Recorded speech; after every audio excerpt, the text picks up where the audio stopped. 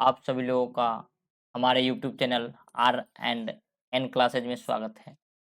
इस video series में हम लोग फिजिक्स का रिवीजन कर रहे हैं एएलपी और टेक्नीशियन के लिए। कम समय में रिवीजन कर रहे हैं, इसमें ज़्यादा विस्तार से वर्णन नहीं करेंगे, सिर्फ शॉर्ट जो डिफिनीशन होगा और ट्रिक होगा उसके बारे में हम चर्चा करते हैं। बल एवं घर्षण बल पढ़ रहे हैं, तो उसमें हम लोग पढ़ चुके थे, तो आज पढ़ रहे हैं संतुलन की शर्तें। मतलब कोई वस्तु संतुलन में कब रहेगा उसके बारे में चर्चा करेंगे। वस्तु की स्थिरता किस पर निर्भर करती है? तो कोई वस्तु स्थिर है या नहीं है, स्थिर है तो उसको अस्थाई संतुलन की शर्तों पर निर्भर करता है। अस्थाई संतुलन की शर्तें क्या होती है? तो अस्थाई संतुलन की शर्तें होती है वस्तु का गुरुत्व केंद्र अधिक से अधिक नीचे होना चाहिए और गुरुत्व केंद्र से होकर गुजरने वाली ऊर्ध्वाधर रेखा वस्तु के आधार से होकर गुजरनी चाहिए। तो बस हमें ये क्या ध्यान रखना है, वस्तु का गुरुत्व केंद्र क्या होना चाहिए, नीचा होना चाहिए और गुरुत्व केंद्र से होकर गुजरने वाली ऊर्ध्वाधर रेखा वस्तु के आधार से होकर गुजरना चाहिए। बस ये दो बातें हमको ध्यान रखना है। चलिए नेक्स्ट देख रहे हैं है, पीसा की झुकी हुई मीनार नहीं गिरती है, क्यों? क्योंकि पीसा के गुरुत्व केंद्र से गुजरने वाली ऊर्ध्वाधर रेखा पीसा के तल से होकर गुजरती है, इसलिए क्या होती है, पीसा की झुकी हुई मीनार झुकी हुई होने के कारण भी क्या करती है, ये नहीं गिरती है। यदि लिफ्ट ऊपर की ओर गति करती है तो लिफ्ट में स्थित व्यक्ति को क्या महसूस होता है? जब लिफ्ट में ऊपर की ओर गति करता है तो भार बढ़ा हुआ प्रतीत होता है, और जब नीचे की तरफ आता है तो भार घटा हुआ प्रतीत होता है। तो ये कंडीशन ध्यान रखना है। यदि लिफ्ट नीचे की ओर गति कर रहा है तो लिफ्ट में स्थित व्यक्ति का भार क्या होगा, घटा हुआ प्रतीत होता है। यदि लिफ्ट एक समान वेग से यानी त्वरण a = 0 ऊपर या नीचे गति करता है तो भार में कोई परिवर्तन नहीं होता है। तो ये तीन कंडीशन है। अगर हम ऊपर जा रहे हैं तो भार में बढ़ा हुआ परिवर्तन दिखेगा, अगर नीचे आ रहा है तो घटा हुआ, और समान वेग से जा रहे हैं तो भार में कोई परिवर्तन नहीं होगा। क्या है देखिए, नीचे आते वक्त लिफ्ट की डोरी यदि टूट जाए तो वह मुक्त वस्तु की भांति कार्य करेगा। भार का मान क्या होगा? तो भार का मान शून्य हो जाएगा, जहां एक्सेलरेशन क्या हो जाएगा, बराबर हो जाएगा ग्रेविटेशनल एक्सेलरेशन के। नीचे आते वक्त यदि लिफ्ट का त्वरण a गुरुत्वीय त्वरण g से अधिक हो तो व्यक्ति के भार पर क्या प्रभाव पड़ेगा? देखिए, अगर कहता है कि लिफ्ट का त्वरण a क्या हो, गुरुत्वीय त्वरण से अधिक हो, तो क्या होगा, ऐसा अगर कंडीशन बनता है तो व्यक्ति लिफ्ट के फर्श से उठकर छत से टकरा जाएगा। मतलब खड़ा रहेगा तो वो उड़ जाएगा और जाके छत से टकरा जाएगा। तथा किसी वस्तु का चांद की सतह से पृथ्वी के तल पर लाने के बाद वस्तु का भार में क्या होता है? तो भार में वृद्धि हो जाता है। क्यों वृद्धि हो जाता है? क्योंकि जी का वैल्यू क्या होता है, 1/6 होता है।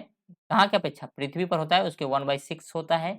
चंद्रमा पर से 1 किलो का लाएंगे तो यहाँ कितना गुना हो जाएगा, 6 केजी हो जाएगा, और वहां ले जाएंगे तो 6 न्यूटन, मतलब यहाँ न्यूटन में बात होगा तो 6 न्यूटन रहेगा। और जब हम पृथ्वी पर लाएंगे तो वहाँ मतलब 1/6 हो रहा है ना, मतलब जहाँ यहाँ का अगर कोई पृथ्वी पर 6 केजी है, 6 न्यूटन है, अगर इसको हम चंद्रमा पर ले जाते हैं तो उसका कितना हो जाएगा, 1 न्यूटन। इसीलिए क्या हो जाएगा, अगर चांद की सतह से पृथ्वी के तल पर लाने के बाद वस्तु का भार में क्या हो जाता है, भार में भी वृद्धि हो जाता है। ये ध्यान रखिएगा, ये कॉन्सेप्ट है। मतलब जो जी का वैल्यू होता है 1/6 होता है, किसके, अर्थ के होता है। मतलब अर्थ पर जितना है उसका 1/6 कहाँ होता है, मून पर होता है। ये ध्यान रखना है। चंद्रमा पर कम गुरुत्वाकर्षण बल का क्या कारण है? वायुमंडलीय का अभाव है। वहाँ वायुमंडल क्या है, नहीं है, इसलिए वहाँ गुरुत्वाकर्षण मान क्या है, गुरुत्वाकर्षण बल का मान कम है। नैनो द्रव्य का सर्वाधिक महत्वपूर्ण गुण क्या होता है? तो घर्षण होता है। क्या होता है, घर्षण होता है। वृत्ताकार पथ में केंद्र की ओर कौन सा बल लगता है? तो देखिए, दो केंद्र की ओर लगता है अभिकेंद्रीय बल। क्या लगता है, अभिकेंद्रीय बल। अभिकेंद्रीय बल के नियम पर आधारित उदाहरण मौत के कुएं की क्रिया, इलेक्ट्रॉन की नाभिक के चारों ओर घूमना, सूर्य के चारों ओर ग्रह की गति, ये किसका उदाहरण है? तो ये है अभिकेंद्रीय बल का। वृत्ताकार पथ पर केंद्र की बाहर ओर लगने वाले बल का क्या कहते हैं? तो ये अपकेंद्री कहता है। अगर ये सर्कल है अंदर की ओर तो अभिकेंद्री और बाहर की ओर है तो अपकेंद्री, ये ध्यान रखना है। अपकेंद्री बल से हल्के और भारी कण को पृथक करने में निम्न उदाहरण होते हैं। मतलब अपकेंद्री बल का हम उदाहरण यूज करके क्या करते हैं, हल्के और भारी कणों के बीच हम डिफरेंशिएट कर पाते हैं, मतलब अलग-अलग कर पाते हैं, पृथक कर पाते हैं। जैसे क्रीम निकालने का मशीन, ड्राई क्लीनर, अपकेंद्रीय शोषक, अपकेंद्रीय पंप, ये सब किसका यूज करता है? तो ये अपकेंद्रीय बल का यूज करता है। लोहा का एक गोला पारे पर तैरता है किंतु जल में डूब जाता है, क्योंकि लोहे का अपेक्षिक घनत्व पारे के अपेक्षिक घनत्व से कम और जल के अपेक्षिक घनत्व से अधिक होता है। तो ये ध्यान रखना है। ये सब सारा चीज किस पर होता है? घनत्व पर डिपेंड करता है। ये है, देखिए अब हम सरल आवर्त गति के बारे में आवर्त गति की क्या होती है? जब एक पिंड निश्चित समय अंतराल पर एक निश्चित पथ पर अपनी गति को बार-बार दोहराता है तो उसे क्या कहते हैं? आवर्त गति कहते हैं। अगर कोई एक पिंड है और एक निश्चित समय अंतराल पर एक निश्चित पथ पर अपनी गति को क्या करता है? बार-बार दोहराता है तो उसको हम क्या कहते हैं? पीरियोडिक टेबल कहते हैं। पीरियोडिक टेबल का पीरियोडिक मोशन या उसको क्या बोलते हैं? आवर्त गति बोलते हैं। आवर्त गति में क्या हो जाएगा? मान लीजिए एक ये पिंड है, ये क्या कर रहा है? एक निश्चित पाथ पर समान समय अंतराल पर क्या है उस गति को दोहराता है तो उसको हम आवर्त गति कहते हैं। आवर्त का मतलब होता है कि जो ने एक अपने समय अंतराल पर निश्चित पाथ पर गति को बार-बार दोहराता है। आवर्त काल क्या होता है? निश्चित पथ पर चली गई दूरी में लगा समय क्या कहलाता है? तो आवर्त काल कहलाता है। सरल आवर्त गति क्या है? जब कोई पिंड एक सरल रेखा पर मध्यमान स्थिति इधर-उधर गति करता है तो उसे सरल आवर्त गति कहता है। Simple harmonic motion. ये हो गया, चलिए।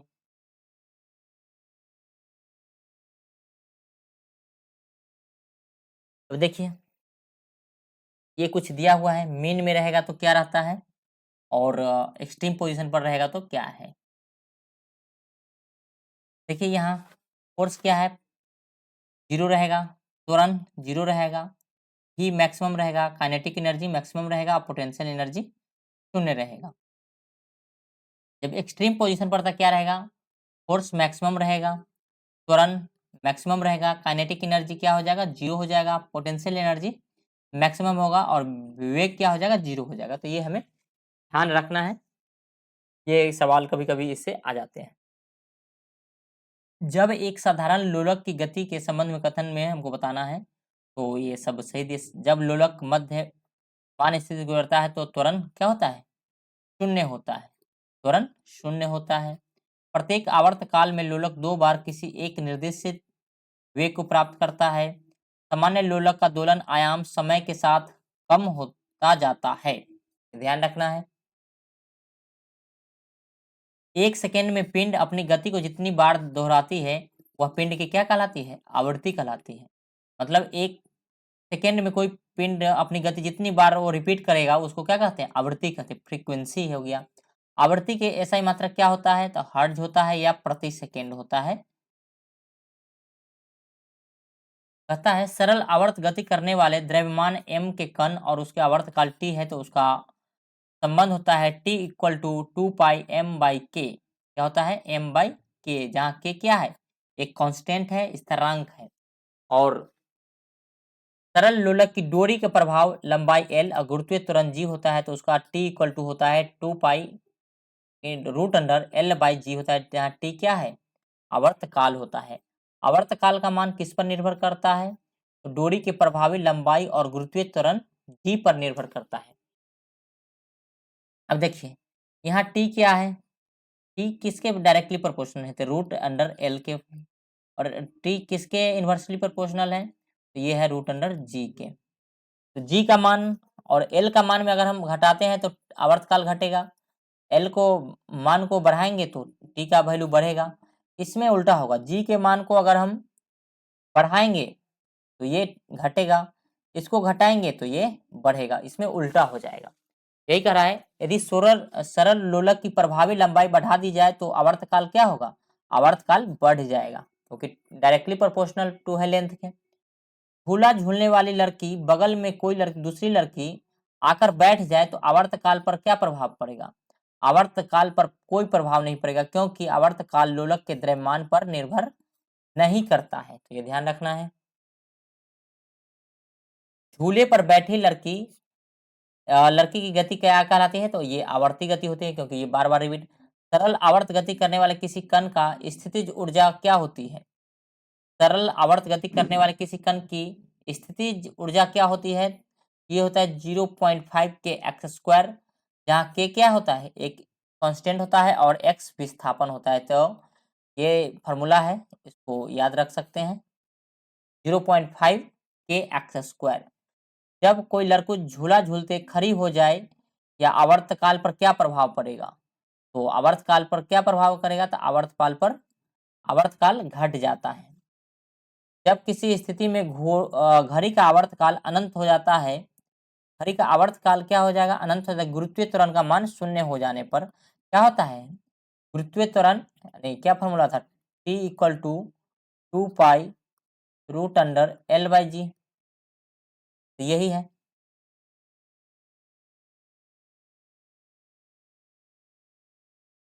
अब देखिए, पेंडुलम घड़ी गर्मियों में सुस्त पड़ जाती है, क्योंकि उसका लंबाई क्या होता है? गर्मियों में एक्सपेंशन होकर फैल जाता है, जिससे बड़ा हो जाता है। और पेंडुलम घड़ी सर्दियों में तेज चलने लगती है, कि इसका लंबाई क्या होता है? घट जाता है। चंद्रमा पर लोलक घड़ी को ले जाने पर उसका आवर्तकाल में क्या पड़ेगा?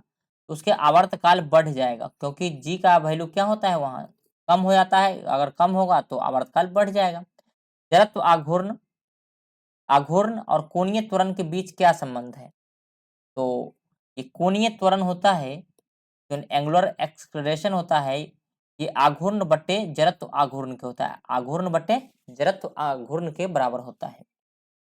यदि किसी प्रणाली पर कार्य करने वाले आघूर्ण का सदिश योग शून्य है, तो वस्तुतः स्थिति क्या कहलाती है? तो ये घूर्णीय संतुलन कहलाती है। ये ध्यान रखना है कि किसी पर कार्य करने वाले आघूर्ण का सदिश योग शून्य हो। आघूर्ण का सदिश योग शून्य होते, तो वस्तुतः की स्थिति क्या होती है? घूर्णीय संतुलन होती है। एक घूर्णन करती हुई वस्तु का प्रत्येक बिंदु पर क्या एक समान होता है? तो कोणीय वेग एक समान होता है। यदि पृथ्वी के घूर्णन गति को बढ़ा दिया जाए तो शरीर का वजन पर क्या प्रभाव पड़ेगा? तो शरीर का वजन घट जाएगा। शरीर का वजन क्या होगा? घट जाएगा। पेंडुलम लयबद्ध दोलक की तरह काम करता है। इसका प्रयोग कहाँ किया जाता है? तो घड़ी में किया जाता है। लट्टू का घूमना किसका उदाहरण है? तो केंद्राभिमुख की बल का उदाहरण है। रोलर कोस्टर का सवारी में कौन सा बल कार्य करता है? तो रोलर कोस्टर के सवारी में अभिकेंद्रीय बल कार्य करता है। कौन सा बल काम करता है? अभिकेंद्रीय बल का। किस निकाय को एक समान वृत्तीय गति चलाने के लगने वाले आवश्यक नियत बल को क्या कहते हैं? तो अभिकेंद्रीय बल कहते हैं।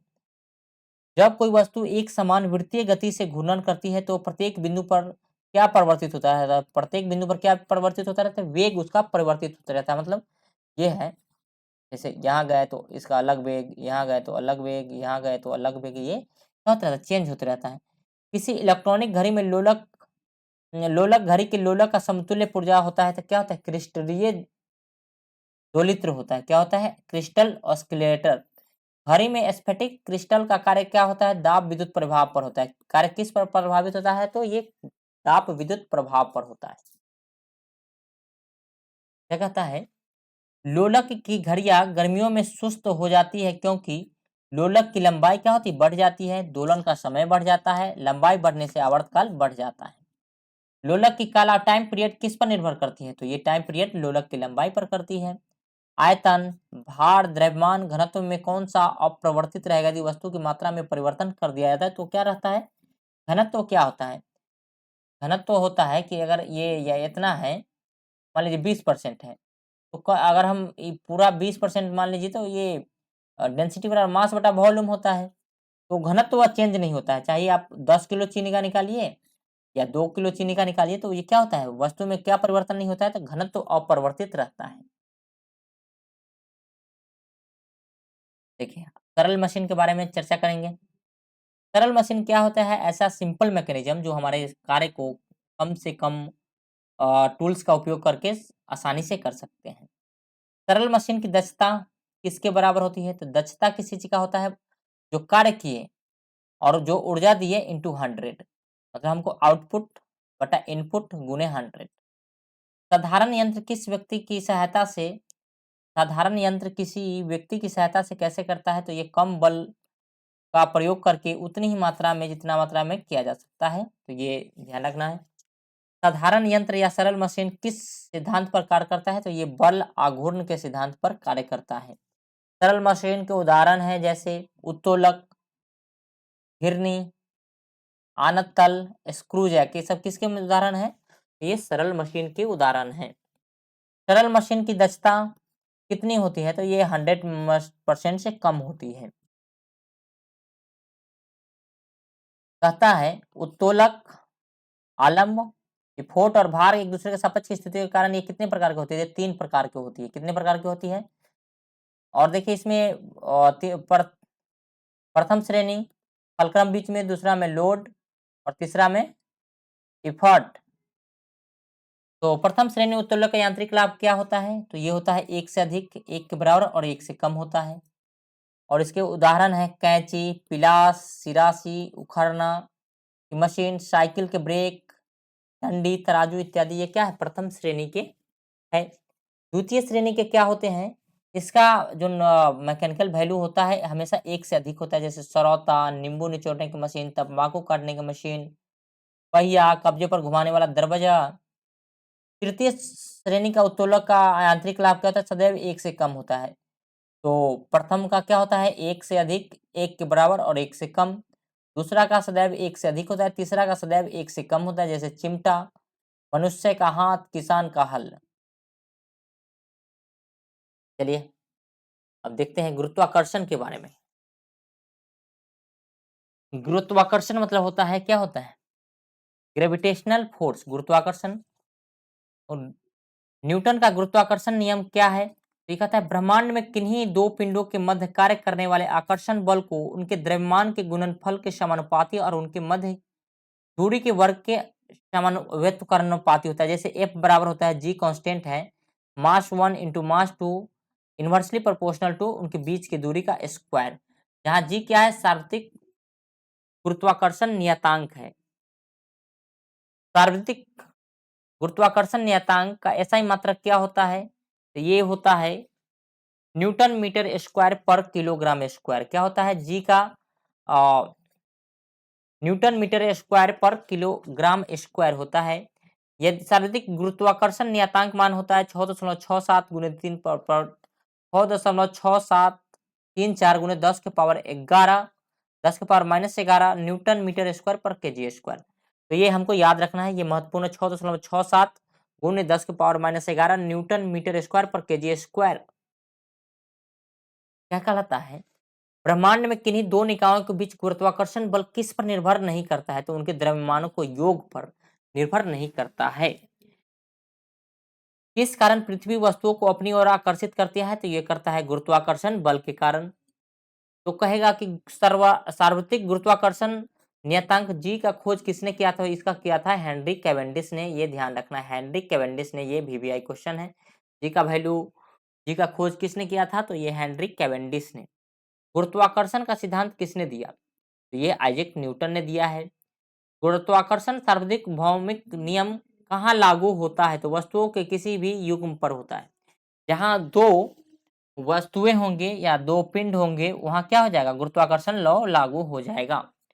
कौन सा बल हमारे सौरमंडल की संरचनाओं को बनाए रखता है? तो ये रखता है गुरुत्वाकर्षण बल कहते हैं। देखिए छोटा जी गुरुत्व और गुरुत्वाकर्षण स्थिरांक जी में रिलेशन निकाला है, तो छोटा जी इक्वल टू होता है जी me/re² यानी पृथ्वी का द्रव्यमान बटा पृथ्वी की त्रिज्या का स्क्वायर होता है। तो जी इक्वल टू क्या हो गया? G equal to g into m द्रव्यमान और आर ई का स्क्वायर, ये ध्यान रखना है। कहता है गुरुत्वीय त्वरण जी का प्रमाणित मान क्या है? तो 9.8 मीटर पर सेकेंड स्क्वायर कहाँ से निर्धारित किया जाता है? 45 डिग्री अक्षांश और समुद्र तल से।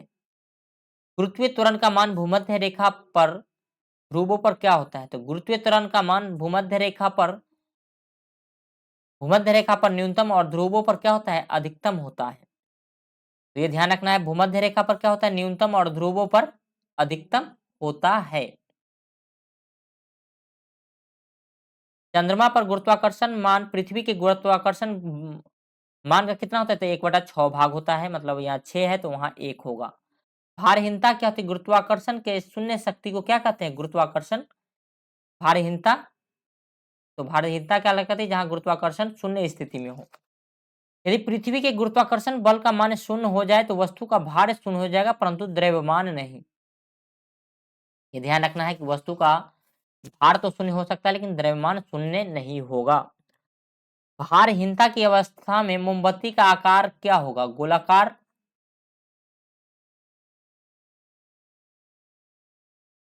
चलिए नेक्स्ट देखते हैं।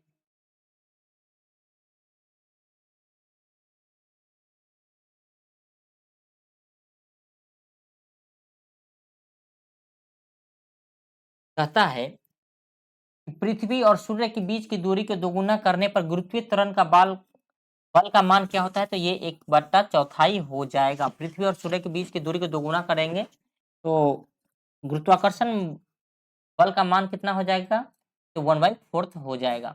पृथ्वी सूर्य के चारों ओर, चंद्रमा पृथ्वी के चारों ओर किस बल के कारण गति करते हैं? तो ये करता है सिर्फ और गुरुत्वाकर्षण बल के कारण। चलिए देखिए, वस्तु का भार किस पर निर्भर करता है? तो वस्तु का भार गुरुत्वीय बल पर निर्भर करता है।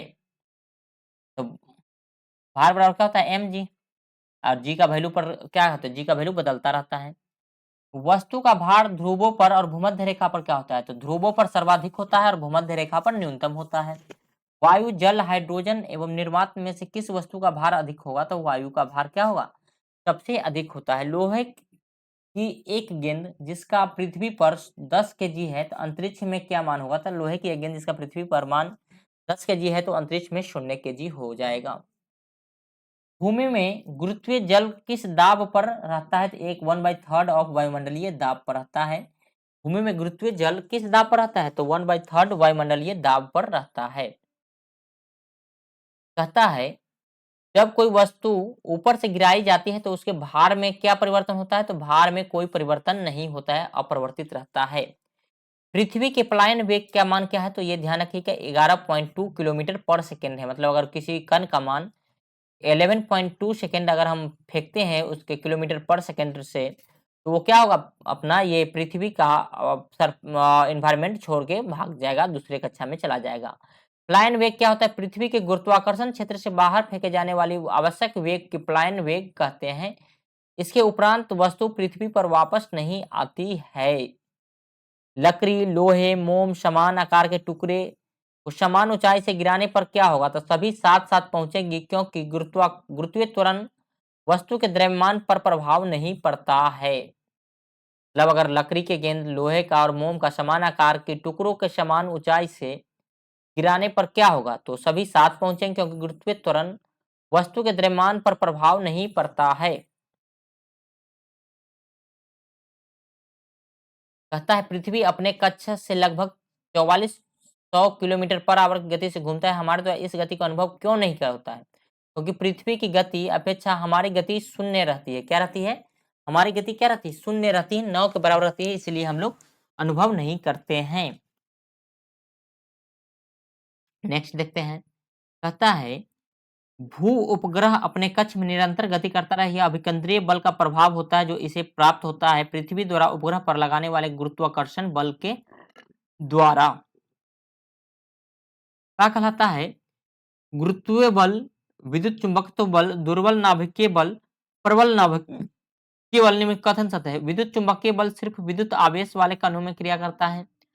दुर्बल नाभिकीय बल विघटन विघटन नाभिकता का कारण होता है। प्रबल नाभिकीय बल परमाणु के केंद्रक में प्रोटॉन और न्यूट्रॉन के धारित किए रखता है।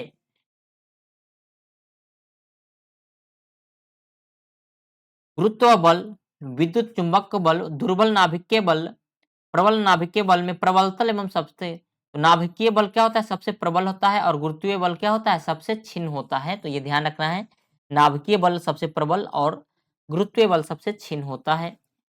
चंद्रमा पर वायुमंडल न होने के कारण क्या है? चंद्रमा पर गैस के अणुओं का पलायन वेग उनके वर्ग माध्य मूल वेग से 2 क्या होता है? मूल वेग से कम होता है, इसलिए ऐसा होता है। चंद्रमा पर वायुमंडल नहीं होता है। चंद्रमा पर पलायन वेग क्या होता है? तो 2.4 किलोमीटर पर सेकंड है। अगर हम चंद्रमा पर क्या है, पलायन वेग 2.4 किलोमीटर पर सेकंड के स्पीड से फेंकेंगे, अगर बाहर चला गया तो उसका क्या हो जाएगा? बाहर चल जाता है तो उसका पलायन वेग हो जाएगा। पृथ्वी के तल से ऊपर या नीचे जाने पर गुरुत्वीय त्वरण का मान क्या दोनों स्थिति में घटता है? अगर हम अर्थ से ऊपर या नीचे जाते हैं, दोनों में क्या होता है? घटता है।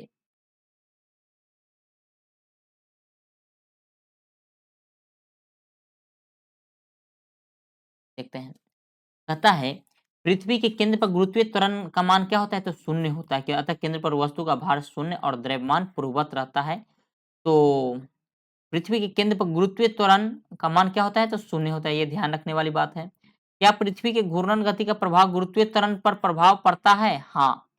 क्या कहता है? पृथ्वी के घूर्णन का गति का प्रभाव गुरुत्वीय त्वरण पर प्रभाव पड़ता है? तो हाँ। यदि पृथ्वी घूमना बंद कर दे तो ध्रुवों को अतिरिक्त प्रत्येक स्थान पर गुरुत्वीय त्वरण का मान बढ़ जाता है। क्या करता है? तो मान बढ़ जाता है गुरुत्वीय त्वरण का। पृथ्वी की किस घूर्णन गति के लिए विषुवत रेखा पर वस्तु का भार शून्य हो जाएगा? यदि घूर्णन गति 17 गुनी हो जाए, घूर्णन जो कर रहा है उसका 17 गुना हो जाएगा, तो भार क्या हो जाएगा? शून्य हो जाएगा। किसी वस्तु को किसी वस्तु का गुरुत्व केंद्र किस पर निर्भर करता है? तो वस्तु के समस्त भार पर वस्तु के समस्त भार पर अ, ये कार्य करता है, ठीक है। अब देखिए किसका गुरुत्व केंद्र कहाँ होता है? तो समान छड़, तो छड़ के अक्ष के मध्य भाग में होता है। त्रिभुजाकार ठोस का मध्यिकाओं के कटान बिंदु, वर्गाकार का विकर्णों का कटान बिंदु, वृत्ताकार पटल का वृत्त का केंद्र, ठोस गोला तो गोला का केंद्र।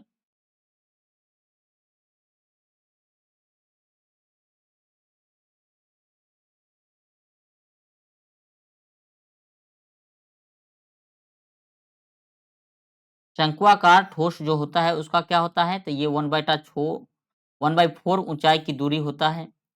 खोखला शंकु का ये होता है 1/3 होता है ऊंचाई की दूरी। शंकु के अक्ष के आधार में 1/3 ऊंचाई की दूरी पर होता है। आर्किमिडीज का सिद्धांत क्या है? तो क्या कहता है कि वस्तु के भार में आभासी कमी वस्तु द्वारा हटाए गए द्रव के भार के बराबर होता है। तो ये आर्किमिडीज का सिद्धांत कहलाता है। जितना पानी हम डिस्प्लेस करेंगे, जैसे मान लीजिए इतना पानी डिस्प्लेस किए, तो ये इतने पानी क्या करेगा? हमको ऊपर की ओर पुश करेगा। तो यही आर्किमिडीज सिद्धांत है कि वस्तु द्वारा हटाए गए द्रव का भार के बराबर होता है। आभासी वस्तु के भार में आभासी कमी होता है तो इसके भार के बराबर होता है। कुएं से पानी की बाल्टी ऊपर खींचने पर क्या होता है? पानी की सतह से ऊपर बाल्टी भारी प्रतीत होती है। क्या होती है? ऊपर भारी प्रतीत होती है बाल्टी। प्रेशर कुकर के अंदर का ताप किस पर निर्भर करता है? तो ऊपर के छेद के क्षेत्रफल एवं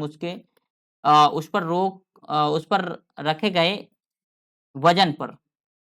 हवाई जहाज से यात्रा करते समय पेन की स्याही निकालने का क्या कारण होता है? तो वायु दाब में कमी होता है।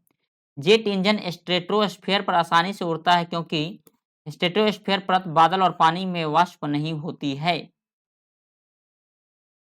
स्ट्रेटोस्फेयर पर परत पर लंबी रूपी वो हवाएं नहीं चलती है। यह सूर्य और पृथ्वी के बीच की दूरी का 1/4 कर दिया जाए तो वर्ष की अवधि क्या होगी? तो वर्ष की अवधि कम हो जाएगी। केपलर के ग्रह गति से संबंधित नियम है। सभी ग्रह सभी ग्रह स्थिर सूर्य के चारों ओर दीर्घवृत्तीय कक्षा में गति करता है। तो ऐसे करता है। इस कक्षाओं का नियम कहते हैं किसी ग्रह के सूर्य से मिलाने वाली काल्पनिक रेखा समान समय में समान क्षेत्रफल तय करती है। ग्रह सूर्य से मिलाने वाली काल्पनिक रेखा समान समय में समान क्षेत्रफल तय करती है। इसे क्षेत्रफल चाल नियम कहते हैं। सूर्य के चारों ओर परिक्रमण काल का वर्ग टी स्क्वायर दीर्घवृत्ताकार कक्ष के अर्ध दीर्घ अक्ष का तृतीय होता है। यानी ये होता है, देखिए T square equal to A cube होता है। पानी से भरे बीकर में रखे बर्फ के टुकड़े के पिघलने के पश्चात क्या होता है? तो पानी की सतह अपरिवर्तित रहती है। बर्फ का आयतन पानी के आयतन से क्या होता है? अधिक होता है। तो बर्फ का आयतन पानी के आयतन से क्या होता है? अधिक होता है। जब बर्फ पिघलती है तो उसके आयतन का क्या प्रभाव पड़ता है? जब बर्फ पिघलती है तो उसका आयतन घट जाता है। पानी का घनत्व किस तापमान पानी का घनत्व किस ताप पर अधिकतम होता है? तो ये होता है -4 डिग्री सी पर होता है। बर्फ के टुकड़े जल में तैरते रहते हैं। बर्फ के टुकड़े जल में तैरते रहते हैं, क्यों? क्योंकि बर्फ का घनत्व जल के घनत्व से कम होता है। महासागरों में आइसबर्ग का कितना भाग समुद्र के सतह से ऊपरी भाग है? तो ये है 1/9 भाग।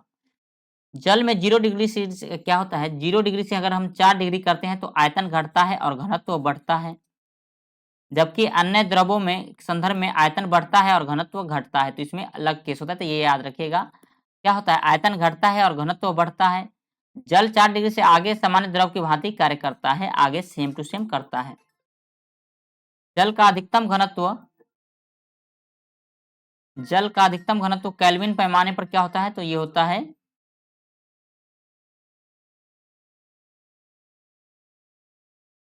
277 के होता है। ऊर्जा संरक्षण से क्या आशय? तो ऊर्जा का न तो सृजन हो सकता है, नहीं विनाश होता है, और ऊर्जा का एक रूप में परिवर्तित होता है। संवेग और वेग के अनुपात से कौन सी भौतिक राशि प्राप्त होती है? तो ये होती है द्रव्यमान। सूक्ष्म कणों की चालों का अध्ययन क्या कहलाता है? क्वांटम मैकेनिक्स कहलाता है। क्वांटम मैकेनिक्स में हम लोग क्या पढ़ते हैं? इलेक्ट्रॉन, प्रोटॉन, न्यूट्रॉन इत्यादि सूक्ष्म। एटॉमिक फिजिक्स में इलेक्ट्रॉन, प्रोटॉन, न्यूट्रॉन इत्यादि कणों के उत्पादन का अध्ययन करते हैं एटॉमिक फिजिक्स में।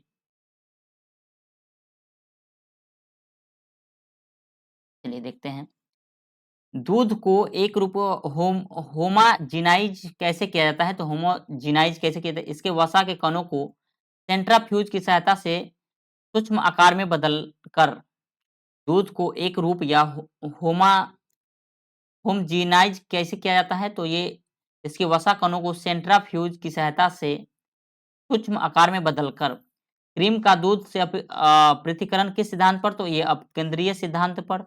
वॉशिंग मशीन किस सिद्धांत पर कार्य करता है? तो ये अपकेंद्रीय सिद्धांत पर।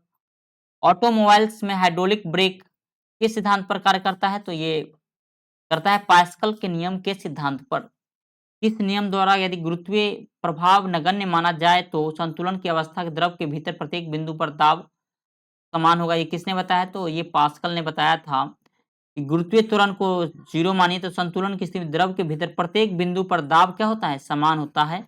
और ये पॉट है और इसमें गुरुत्वीय त्वरण को तो हर जगह प्रेशर क्या होगा? समान होगा। इनकी द्रव अवस्था में द्रव के भीतर प्रत्येक बिंदु पर दाब समान होते हैं, पास्कल का नियम कहलाता है।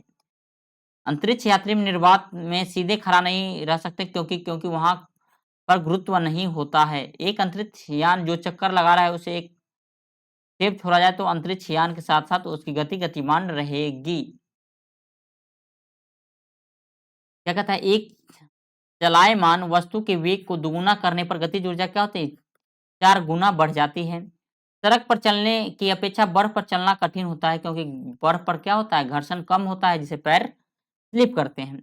किस वैज्ञानिक ने न्यूटन से पूर्व ही बता दिया था कि सभी वस्तुएं पृथ्वी की ओर आकर्षित होती है? तो ये ब्रह्मगुप्त नामक वैज्ञानिक ने बताया था। क्या होता है? देखिए, रेडियम तत्व की खोज किसने की थी? तो ये किया था पीरे क्यूरी एंड मैडम क्यूरी, ये ध्यान रखना है। पेनिसिलिन की खोज अलेक्जेंडर फ्लेमिंग, एक्स किरण रोंटगेन और चेचक का एडवर्ड जेनर। कृत्रिम उपग्रह पृथ्वी से कैसे ट्रैक किया जाता है? तो ये डॉपलर ट्रैकिंग द्वारा। किसके द्वारा? डॉपलर ट्रैकिंग के द्वारा। पेंडुलम घड़ी की गति ऋतुओं में क्या होती है? तो ग्रीष्म काल में घड़ी क्या होती है? सुस्त हो जाती है और शीतकाल में तीव्र हो जाती है।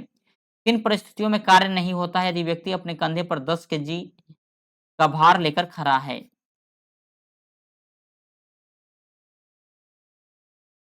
देखिए, ये है रेखीय गति के समीकरण है। v बराबर क्या होता है? u प्लस ए टी होता है। v अंतिम वेग, a त्वरण होता है, u प्रारंभिक वेग, t समय। एक दूसरा होता है v square equal to u square plus 2s। Sn बराबर है u plus half a into 2n minus 1 होता है। और दूरी में क्या होता है? s बराबर होता है ut plus half a t square होता है। तो कहता है हमको इसमें, देखिए ऐसा ये क्वेश्चन इसमें हम कंफ्यूज कर जाते हैं कौन क्या है। तो ये वेग समय संबंध है, तो v बराबर u प्लस ए टी। तो ये है वेग समय, क्या आता है? वेग और समय है। देखिए ये है वेग और समय। स्थान और समय क्या है? स्थान और समय, तो ये हो गया स्थान और ये हो गया समय। तो ये स्थान समय। स्थिति और वेग, स्थिति और वेग का तो V square equal to U square plus 2as।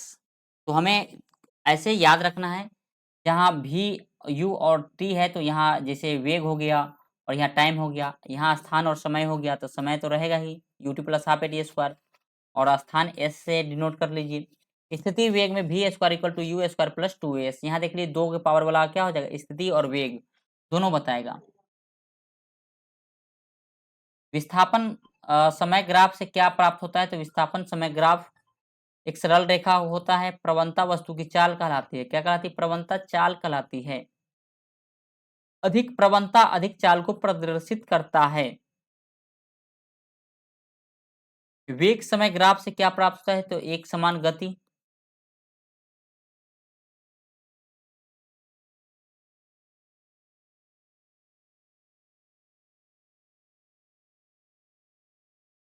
एक समान गति, यदि वेग समय ग्राफ एक सरल रेखा में होता है तो उसका ये हो गया एक समान त्वरित गति, तो इसमें बढ़ता रहेगा।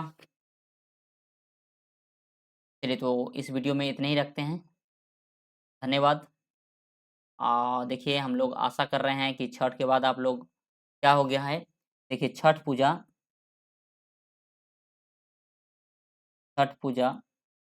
समाप्त हो चुका है, समाप्त हो गया है। तो आप लोग क्या करिए, एएलपी एंड टेक्नीशियन के पढ़ाई में लग जाइए, ताकि एक नौकरी लेकर और अगला छठ जो हो 2025 का, उसमें आप लोग परिवार के साथ हँसी खुशी और श्रद्धा के साथ मनाएं, क्योंकि जब आपके पास जॉब होगी तो आप नए नए कपड़े खरीद सकते हैं, बच्चे को पटाखा दिला सकते हैं, और एक अलग प्रकार का सैटिस्फैक्शन होगा। जो भागम भाग ज़िंदगी है, उसमें थोड़ा-सा स्टेबिलिटी आएगा। तो इसलिए आप लोग मन से लग जाइए एएलपी और टेक्नीशियन एग्ज़ाम में, और एग्ज़ाम से हम लोग पहले पूरा फिज़िक्स, केमिस्ट्री और बायोलॉजी को कंप्लीट कर लेंगे। धन्यवाद।